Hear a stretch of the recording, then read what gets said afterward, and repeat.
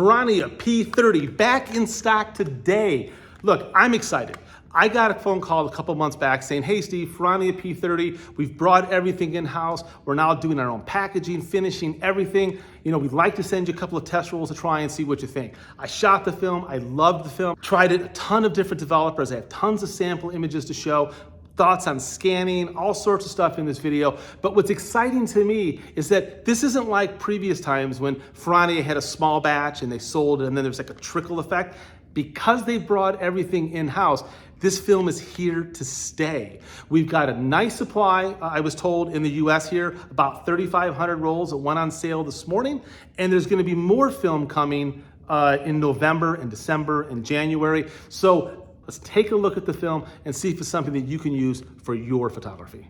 All right, so let's get right to it and look at some images. This first image to me is a jaw dropper. It's absolutely gorgeous. It's of my beautiful wife, Eve, and everything about this image to me says classic black and white photography.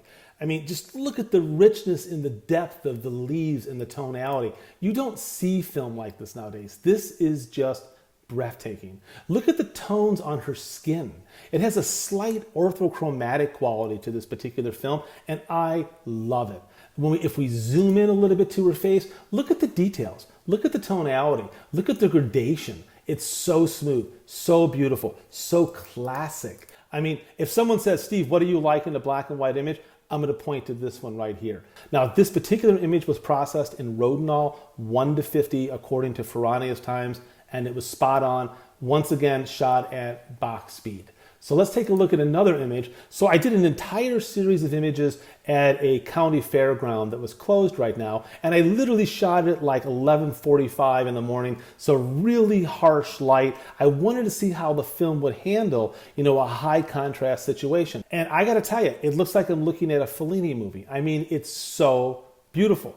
The clarity, the contrast, the shadow depth, highlight retention, it's all there. Now, this was processed in D96 stock, and I think it's just perfect. When I think classic black and white film, this is what I'm talking about. All right, so here we are with the new P30 by Ferrania. So let me go over just a little bit about the packaging and the materials. It seems to be a very high quality. Once again, all the packaging and everything is all being done in-house now. So that's amazing. On the outside of the canister, it has peel and keep, and then it has a QR code. This is kind of unique. Ferrania has decided to have a different QR code for every single roll of film. So it has its own QR code. And if you scan the QR code with your iPhone or your Android device, it gives you all sorts of information like when the film was coated, when the film was packed, what batch number it came out of. And this is something that you could peel off and put on like a negative sleeve just for reference for that material.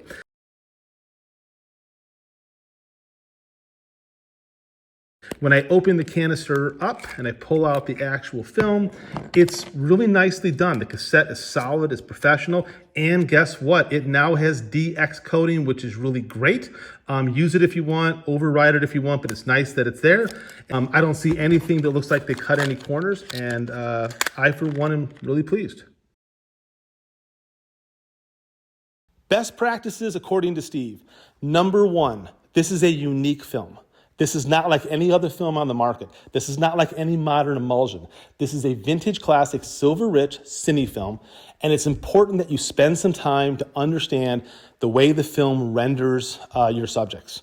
So don't just think this is like going from Tri-X to HP5 or T-Max to Pan-F or whatever. This is a completely different beast. And as a result, spend some time to see how it renders tonality and what that can bring to your work. You will be greatly rewarded if you spend that time. Number two, this is a box speed film. It's ISO 80. This is not a film that I would really ever push. It looks so beautiful at 80. The contrast, the tonality, grain structure, everything is there. It's perfect. So this is an ISO 80 speed film. Just shoot it at box speed. Number three, hand process your film. This is not a film that I run in my Jobo. This is a film that I run in small tanks whether it's stainless steel or plastic, hand processing, thoughtfully, watching my agitation, watching my temp. If you just dot all the I's and cross all the T's, you'll get wonderful negatives every single time. If I were to work with a lab, I would want to make sure that the lab was familiar with and has handled this film before. You don't want them treating this film the way they treat modern films. This film requires just slightly better practices, slightly better tolerances, and certain developers are better than others, in my opinion. Number 4, agitation. Agitation technique, I've written about it here in Figital Revolution before. For this particular film, I went with the standard. I did the first 30 seconds, and then I did 10 seconds every minute for the remainder of the time. That worked out absolutely perfect. So the film had a 50-second rest. I would do 10 seconds. It would have another 50-second rest. I would do 10 seconds until completion. I found that I had the best microtonality, best looking grain, even development, just using that very simple technique. I did not do a pre-wet with this film. I don't think it's necessary with the developers that I'm recommending. A 1-minute pre-wet wouldn't hurt, but I didn't think it was necessary with this film. Number 5, developers. I'm gonna tell you, I tested a lot of different developers with this film, but I'm gonna give you my top 3 developers. Number 1, D76. Number 2, D96. Number 3, Rodinal. Rodinal either 1 to 25 or 1 to 50. D96 and D76 were both done at stock. Absolutely wonderful. Those developers are classic developers. They work really well with this particular film.